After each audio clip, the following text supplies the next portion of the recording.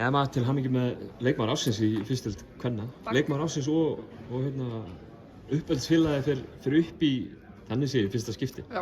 Drauma tímabil. Já. Hvernig tilfinningin svona í dag? Hún bara ennþá svolítið sæt sko. Þetta eiginlega þrátt fyrir sko ég náttúrulega að fara, verða ekki með þeim á næsta tímabili sem var alveg frekar erfið ákvörðun en mér fannst að vera rétta skrefið fyrir mig að fara út í háskólann og en þetta bara hreinlega þetta tímabil hefði í rauninni ekki getað farið betur fyrir okkur.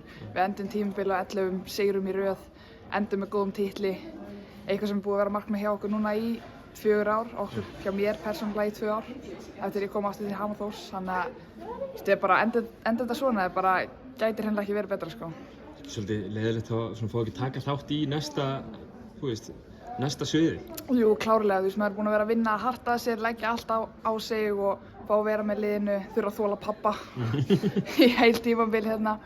Þannig að, jú, það er mjög sárt sko. Þetta var alveg erfið ákvörðun fyrir mig en þetta var bara svolítið fyrir mig, svo rétt að skrifa. Þú ert eftir að fara í bandaríska háskólaboltann til? Ég er að fara til New York, University of Albany. Hvenær ferðu? Ég fer í júlí, líklegast eftir. Er prógram sem þú ert að fara í? Jú. Búinn að fara þarna og skoða það og svona? Nei, ég er ekki búinn að fara. Já. Ég flyt bara beint út. En Hamar Þór eða Þór Samar í efstild, hefur ekki trú á þeim? Fulla trú. Við erum með rosalega gott bakland, það er allir tilbúin til þess að hjálpa til. Það vandar náttúrulega, við erum báðar að fara, ég og Hildur. Þannig að það er alveg ennþá, en ég mæli hiklaust með fyrir alla að koma í Hamar Þór. Það er frábært umhverfi, ég bara hreinlega gæti ekki verið stoltar af liðinu mínu og ég er full að trúa þeim.